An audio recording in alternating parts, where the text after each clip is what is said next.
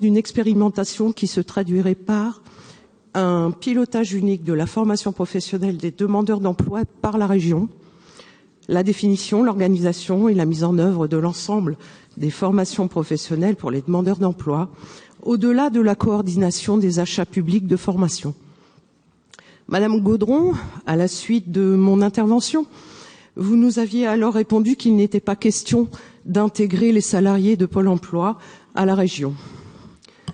Vous ne nous aviez cependant pas répondu sur le cloisonnement du marché du travail et sur la création de nouvelles inégalités entre les territoires si Pôle emploi était régionalisé. Aujourd'hui, nous avons un partenariat renforcé avec Pôle emploi, avec des financements complètement pris en charge par la région, puis délégués à Pôle emploi.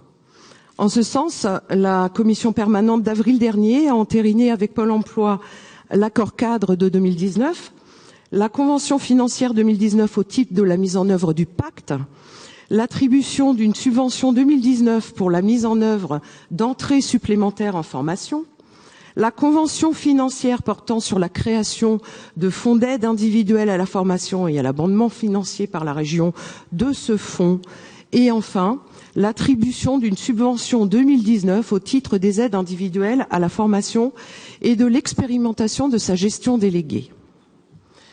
Et la connexion de la tuyauterie, comme vous le disiez, Monsieur Fournier, en 2016, l'interopérabilité des outils entre les systèmes d'information de Pôle emploi et ceux de la région commence aujourd'hui, en 2019, à bien fonctionner. Peut-être sont-ils encore perfectibles.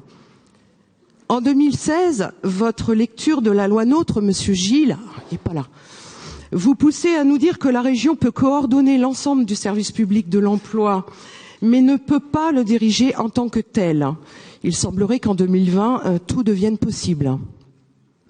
Nous avons pu voir au cours de cette année 2019 les difficultés et le temps qu'il a fallu pour intégrer les personnels de l'ADR ONICEP à cause de crédits insuffisants au regard de la qualification des personnels. Madame Gaudron, lors de la dernière session plénière, vous nous avez dit être perplexe concernant cette expérimentation. Permettez-moi de partager votre perplexité. Pas tant sur la capacité de la région à poursuivre ce que le plan d'investissement dans les compétences lui impose, mais je le redis, sur les conséquences du cloisonnement du marché du travail et de la création de nouvelles inégalités entre les territoires que serait la régionalisation de Pôle emploi. Les demandeurs d'emploi de la région n'en ont surtout pas besoin. Je vous remercie.